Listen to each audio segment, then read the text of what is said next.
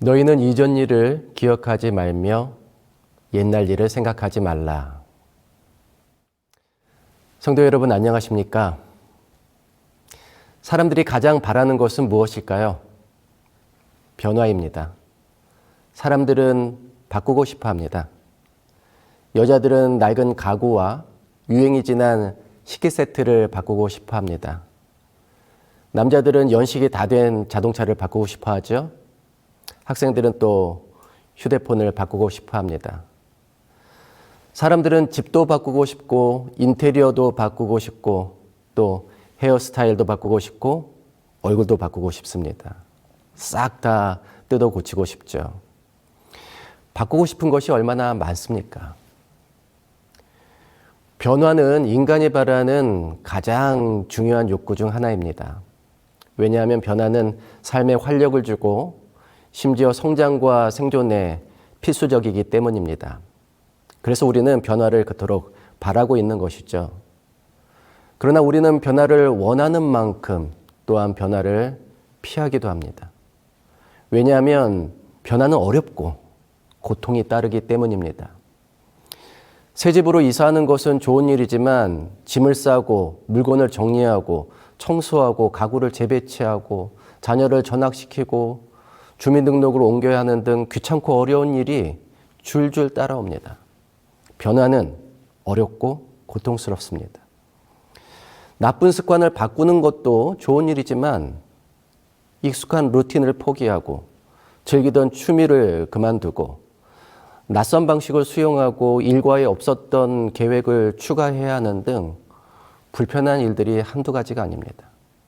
이런 불편을 감내하는 대단한 결심과 노력이 필요하기 때문에 변화는 어렵습니다. 게다가 변화에는 위험 부담이 따릅니다. 고통과 불편을 감수할 마음으로 변화를 시도하더라도 항상 좋은 결과를 얻는 것이 아닙니다.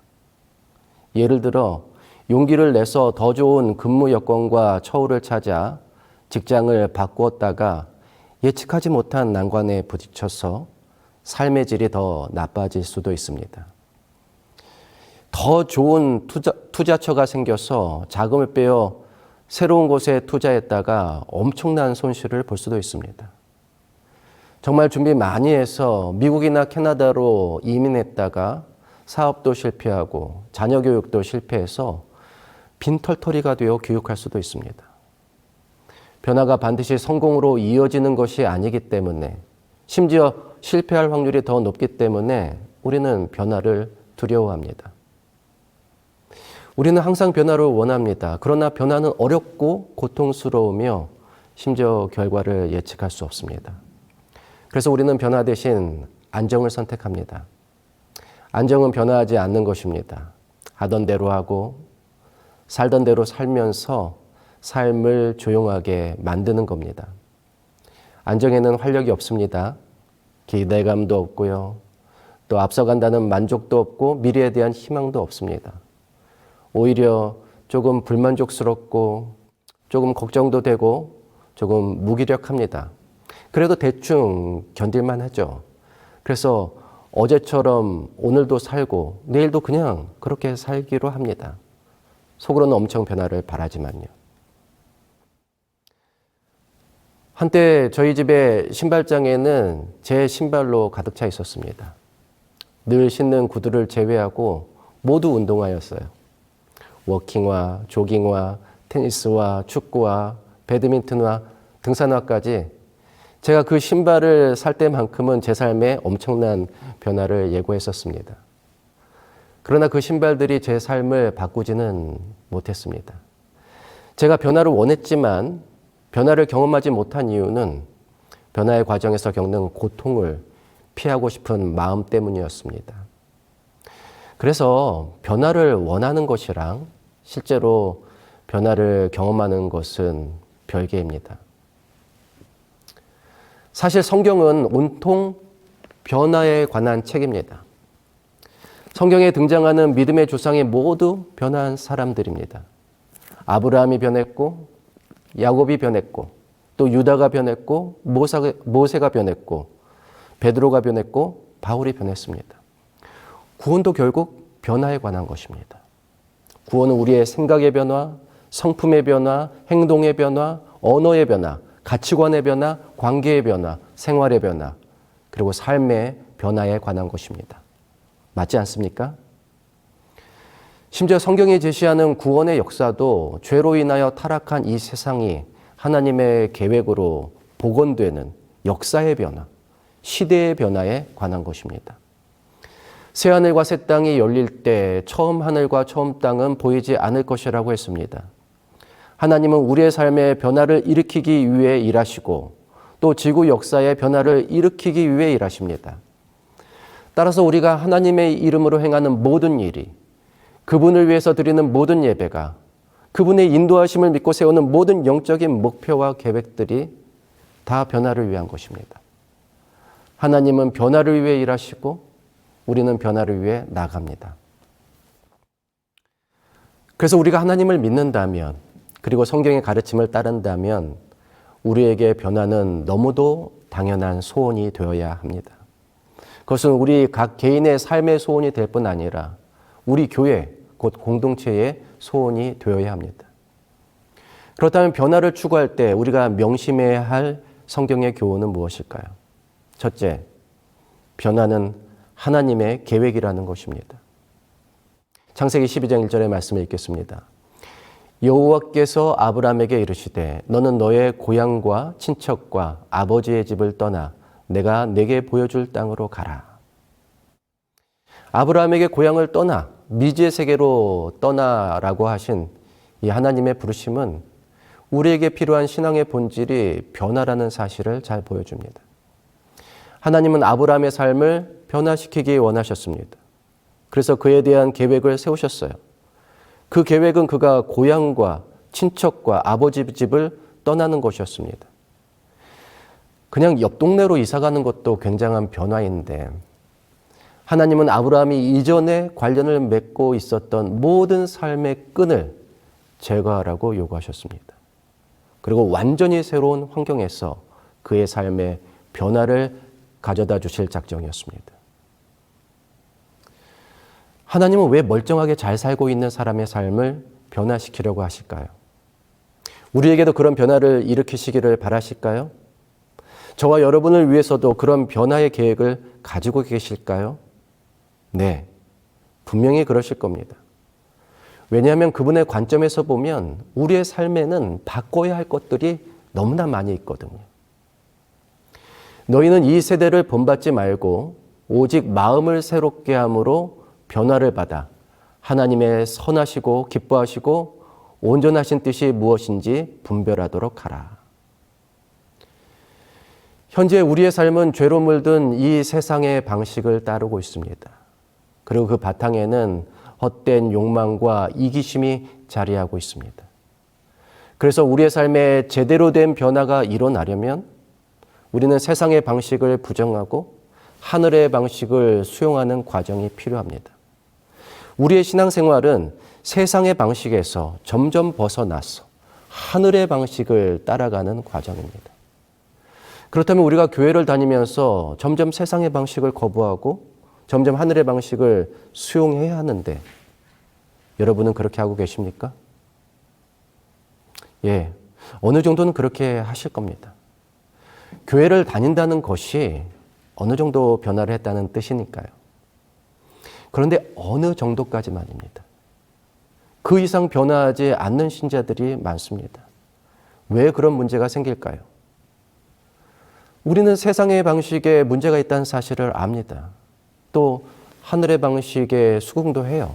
그래서 변화의 필요성을 인정합니다. 그러나 변화가 가져올 고통, 불편함, 두려움 때문에 현재의 내 삶이 크게 흔들리지 않는 선에서 우리는 안정을 선택하고 있는 것입니다. 그래서 변화에 진전이 없어요. 믿음이 삶의 일부분이 되는 데까지는 성공했습니다. 하지만 삶의 전부가 되는 데는 실패한 겁니다. 만약 믿음이 삶의 전부라면 믿음이 삶을 좌우할 것입니다. 맞지 않습니까? 그러나 믿음이 삶의 일부에 불과하다면 삶이 믿음을 좌우할 것입니다. 제가 우리 신자들을 위해 가장 많이 기도하는 내용은 하나님을 섬김이 삶의 최우선 순위가 되게 해달라는 겁니다. 우리가 정말 하나님이 계심을 믿고 그분이 나의 삶을 돌보심을 믿는다면, 그분이 나를 아시고 내 길을 인도해 주려고 하심을 믿는다면 우리가 어떻게 하나님을 우리 삶의 후순위에 둘 수 있겠습니까? 하나님을 첫째로 모시고 가장 먼저 생각하고 신앙을 항상 최우선 고려사항에 두지 않겠습니까? 아니, 하나님께 복을 받고 싶어서라도 그렇게 할 텐데요. 왜 우리는 하나님을 믿으면서 복받기를 거부하는 것처럼 행동하는 것입니까? 하나님은 아브라함에게 완전한 변화를 수용하도록 요구하시고서 그러한 변화가 그에게 어떤 유익을 주는지 이렇게 설명하셨습니다. 내가 너로 큰 민족을 이루고 내게 복을 주어 내 이름을 창대하게 하리니 너는 복이 될지라. 너를 축복하는 자에게는 내가 복을 내리고 너를 저주하는 자에게는 내가 저주하리니 땅의 모든 족속이 너로 말미암아 복을 얻을 것이라 하신지라. 하나님은 우리에게 복을 주기 원하십니다. 아니, 우리 삶 자체를 복되게 하기를 원하십니다. 이전 개역 한글 성경은 너는 복의 근원이 될지라고 번역했습니다. 얼마나 좋습니까? 복을 달리 받을 필요가 없어요. 그냥 우리 삶이 복 자체가 되어서 복이 흘러나오는 샘같이 되는 것입니다. 여러분의 삶이 복 자체가 되기를 바랍니다. 그러려면 우리의 삶이 믿음 자체가 되어야 합니다. 하나님을 최고로 섬기고 가장 먼저 생각하고 최우선 고려사항에 두는 저와 여러분이 되기를 간절히 바랍니다. 우리를 변화시켜서 우리 삶을 복되게 하시려는 하나님의 뜻이 이루어지기를 간절히 바랍니다. 둘째, 변화는 나로부터 시작되어야 합니다. 외식하는 자여, 먼저 내 눈 속에서 들보를 빼어라. 그 후에야 밝히 보고 형제의 눈 속에서 티를 빼리라. 우리가 아무리 안정을 선택할지라도 변화를 원하는 갈망이 사라지는 것은 아닙니다. 그렇다고 나를 바꾸기는 싫기 때문에 자꾸 세상이 바뀌어야 한다고, 사회가 바뀌어야 한다고, 또 우리 공동체가 바뀌고 네가 바뀌어야 한다고 말합니다.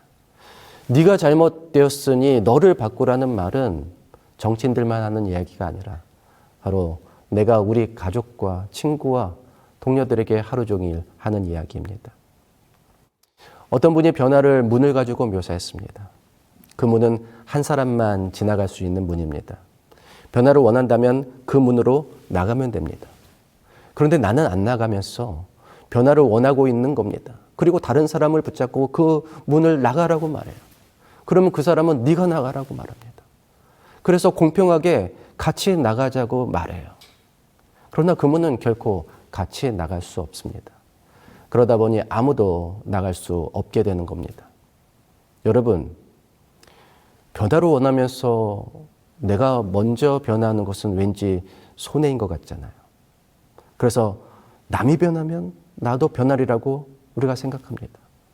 그런데 변화에 자꾸 남을 끌어들이지 마십시오. 나는 내 삶의 변화만 선택할 수 있습니다. 다른 사람의 변화에 대해서는 나에게 선택권이 없습니다. 웨스트민스터 사원의 어느 묘비로 알려졌지만 사실 출처가 불분명한 유명한 글이 있잖아요. 내가 젊고 자유로워서 상상력에 한계가 없을 때 나는 세상을 변화시키겠다는 꿈을 가졌었다. 좀 더 나이가 들고 지혜를 얻었을 때 나는 세상이 변하지 않으리라는 것을 알았다. 그래서 내 시야를 약간 좁혀 내가 살고 있는 나라를 변화시키겠다고 결심했다. 그러나 그것 역시 불가능한 일이었다. 황혼의 나이가 되었을 때 나는 마지막 시도로 나와 가장 가까운 내 가족을 변화시키겠다고 마음을 정했다.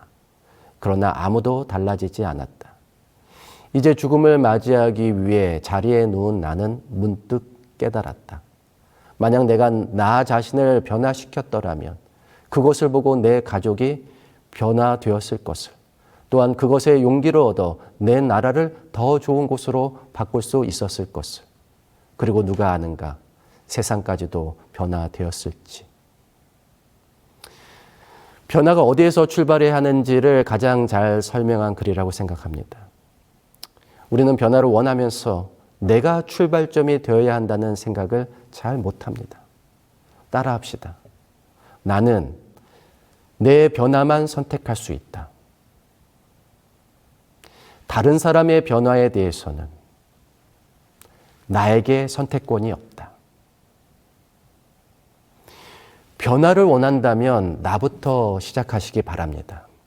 그렇게 시작한 변화를 통해서 하나님이 우리 가정에, 우리 교회에, 그리고 이 사회와 세상에 변화의 물결을 일으켜 주시기를 간절히 바랍니다. 마지막으로 변화는 때를 맞춰 이루어져야 합니다. 범사에 기한이 있고 천하 만사가 다 때가 있나니. 최근에 혼자 사는 인구가 늘어가고 있죠. 그중에 상당수가 30대, 40대입니다. 만약 우리 자녀들이 혼자 살면 왜 아직 결혼을 안 했느냐는 질문을 많이 받을 텐데요. 그러면 부모들은 혼기를 놓쳤다고 대답하겠죠. 맞습니다. 물론 조금 일찍 하는 결혼도 있고 생각보다 많이 늦은 결혼도 있습니다. 그러나 일정한 때를 놓치면 짝을 찾기 점점 어려워서 결혼할 가능성이 줄어듭니다. 그러면 그때 너무 고르지 말 걸 그랬다고, 또 너무 재지 말 걸 그랬다고 후회를 하겠죠. 인생의 결혼처럼 중요한 변화는 없지 않습니까? 그런데 중요한 변화일수록 기회가 많지는 않습니다. 예를 들어 고등학생이 대학생으로 변화하기 위해 1년의 수능을 한 번만 볼 수 있고, 대졸 예정자나 취준생들이 전문직 종사자가 되기 위해서 1년에 한 번 국가고시를 볼 수 있는 것처럼 중요한 변화를 위한 때는 자주 오지 않기 때문에 그 때를 놓치지 말아야 합니다. 특히 그것이 성장을 위한 변화일 때는 타이밍이 매우 중요합니다. 신앙에도 성장을 위한 변화의 타이밍이 있습니다. 내가 어렸을 때는 말하는 것이 어린아이와 같고, 깨닫는 것이 어린아이와 같고, 생각하는 것이 어린아이와 같다가 장성한 사람이 되어서는 어린아이의 일을 버려놓으라고 했습니다. 사람이 크면서 변화하듯이 신앙도 크며 변화합니다. 비신자가 신앙을 받아들이면 성경을 공부하고 침례를 받아 새신자가 되어야 합니다. 너무 급해서도 안 되지만 너무 시간을 끌어서도 안 됩니다. 복음을 접했으면 적당한 시기에 신자가 되는 것이 좋습니다. 그런데 새신자의 삶을 시작했으면 또 일정 기간 후에 교회를 위해 봉사하는 직분을 받아야 합니다. 직분 역시 너무 빨리 받는 것도 안 좋고 너무 늦게 받는 것도 안 좋습니다. 신앙생활을 시작했으면 적절하게 양육을 받은 다음에 직분을 받아서 신앙을 업그레이드 해야 합니다. 그 시기를 놓치면 오히려 퇴보하기 때문이죠. 그것이 변화를 위한 때입니다. 장로 직분도 모든 분에게 해당되지는 않겠지만 열심히 집사 직분을 수행하면서 영적으로, 정신적으로 충분하게 성숙하여져서 그리스도의 성품을 반사하고 자발적으로 헌신할 수 있는 준비가 되었다면 적당한 때에 장로가 되어서 교회와 성도를 위하여 모범적으로 책임 있는 역할을 감당해야 합니다. 그것이 교회뿐 아니라 본인에게도 유익합니다. 우리는 때를 잘 분별하여 성장을 위한 변화를 수용할 수 있어야 합니다. 그렇다면 교회는 어떨까요? 교회도 성장을 위한 변화가 필요할까요? 교회도 변화를 수용하기 위한 타이밍이 있을까요? 네. 적절한 때에 적절한 변화를 수용하는 교회는 시기에 맞게 성장해 갈 수 있습니다. 예를 들어 초대교회는 몇 번의 중요한 변화와 성장을 위한 타이밍이 있었습니다. 첫째는 오순절이었습니다. 초기 그리스도인들은 주님으로부터 증인으로서 활동을 하는 명령을 받았습니다. 그러나 그들은 그 명령을 바로 수행할 수 없었고 그들에게 중요한 변화가 있을 때까지 기다려야 했습니다. 그리고 마침내 때가 이르러 성령을 받자 그들은 그리스도의 증인으로서 적합하게 변화하였고 증인의 활동을 개시하자 교회는 엄청난 성장을 경험할 수 있었습니다. 둘째는 교회의 지도자 선출이었습니다. 교인 수가 증가함에 따라 그들은 사역을 세분화하고 직분자들을 세웠습니다. 이런 변화는 교회를 더욱 체계적이고 조직적으로 성장할 수 있는 계기가 되었습니다. 셋째는 스데반의 순교였습니다. 사실 그리스도인들은 예루살렘과 온 유다와 사마리아와 땅끝까지 이르러 주님의 증인이 되어야 했지만 그들은 여전히 예루살렘에 머물러 있었습니다. 그래서 성장을 위한 변화의 시점이 다시 찾아왔습니다. 비록 고통스러웠지만 박해가 시작되었고 그 박해의 신호탄으로 스데반이 순교를 당했습니다. 겉으로 보기에는 시련이었지만 이것은 초기 교회로 하여금 예루살렘을 떠나 복음을 온 세상에 전하게 하는 촉진제가 되었습니다. 결국 교회는 이 변화를 통해서 지리적으로 확장할 수 있었습니다. 끝으로 초기 기독교의 커다란 성장을 가져온 결정적인 변화는 최초의 기독교 공의회였던 예루살렘 총회에서 비롯했습니다. 예루살렘 총회가 열렸던 이유는 교회가 이전에 고민할 필요가 없었던 고민이 생겼기 때문입니다. 이전에는 그리스도인들이 모두 유대인이었기 때문에 그리스도인들도 유대인들과 똑같이 할례를 받고 의식적인 율법을 지키며 살았지만 이방인 신자들이 생기기 시작하면서 이방인이 그리스도인이 되려면 그들도 유대인처럼 할례를 받고 율법을 지키며 살아야 하는지 아니면 할례를 받지 않고 의식적인 율법을 지키지 않은 채 이방인으로 살면서 그리스도인이 될 수 있는지에 대한 고민이 생긴 것입니다. 교회 지도자들은 모두 유대인들이었기 때문에 처음에는 그리스도인이 되려면 이방인들도 유대인의 전통을 따라야 한다는 주장이 우세해 보였습니다. 그러나 마지막에는 이방인들이 꼭 우리처럼 살아야 할 필요는 없다는 결론에 모두 동의했습니다. 이는 실로 엄청난 변화를 의미했습니다. 이로 말미암아 교회는 복음을 전할 때 핵심적인 진리와 필수적인 생활 양식만을 강조하면 되는 유연성을 갖춤으로써 모든 언어와 문화권의 사람들이 쉽게 공감할 수 있는 신앙을 전하면서 폭발적인 성장을 경험할 수 있었습니다. 우리의 교회들도 초대교회처럼 부흥하고 발전하려면 이렇게 때와 시기에 맞는 변화를 수용할 필요가 있습니다. 변화의 시기를 한 번씩 놓칠 때마다 성장의 동력을 잃고 크게 후퇴할 수밖에 없다는 사실을 꼭 명심해 주십시오. 저와 여러분은 하나님이 요구하시는 변화를 더 적극적으로 수용할 수 있기를 바랍니다. 무엇보다 우리 각자의 신앙의 변화가 생기고 우리의 성품이 변화하며 우리의 삶에 진정한 거듭남의 변화가 생기기를 바랍니다. 또한 우리의 예배의 변화가 생기고 우리의 사역의 변화가 생기기를 바랍니다. 우리 교회들이 하는 모든 일이 새롭고 건강하게 크고 아름답게 변화하기를 바랍니다. 우리 교회들이 작다고 우리가 믿는 하나님이 작으신 것이 아닙니다. 우리 교회들이 작다고 우리 교회를 향한 하나님의 계획과 목적이 작은 것이 결코 아닙니다. 우리의 목표는 높고 우리의 비전은 큽니다. 왜냐하면 그 목표와 비전이 하나님에게서 왔기 때문입니다. 그 목표에 도달하고 그 비전을 성취하기까지 우리의 각자의 삶에 거듭남이 계속되고 교회의 사업에 놀라운 변화가 계속되기를 주님의 이름으로 간절히 축원하며 말씀을 마치겠습니다.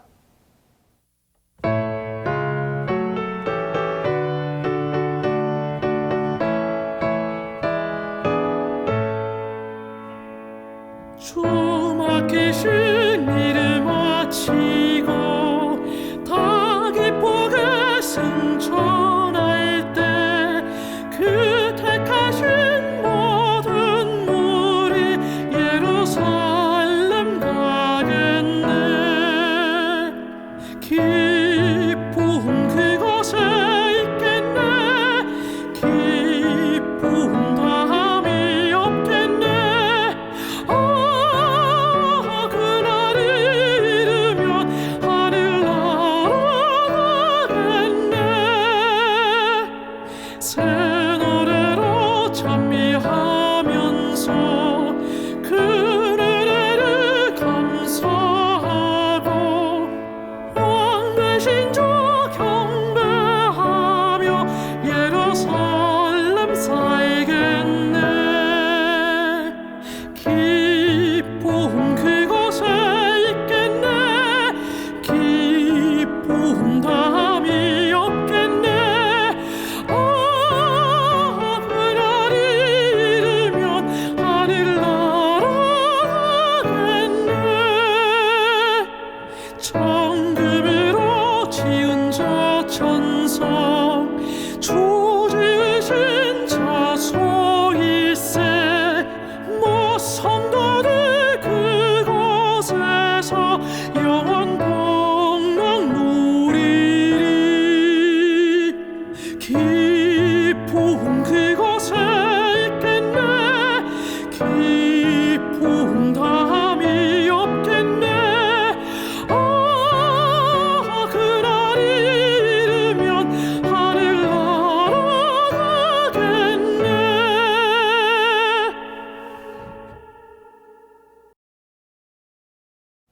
우리를 사랑하시는 하늘아버지, 아브라함을 부르신 것처럼 우리를 부르시고 변화의 여정으로 인도하시니 감사합니다. 우리의 삶이 날마다 변화하여 점점 하늘의 방식을 따를 수 있기를 간절히 바라옵나이다. 믿음이 우리의 삶의 전부가 되기까지 변화할 수 있게 해 주시옵소서. 또한 우리의 교회들이 정해진 때마다 변화와 혁신을 거듭하여 하나님이 주신 크고 원대한 비전을 향하여 나아갈 수 있도록 인도해 주시기를 우리 구주 예수님의 이름으로 기도하옵나이다. 아멘.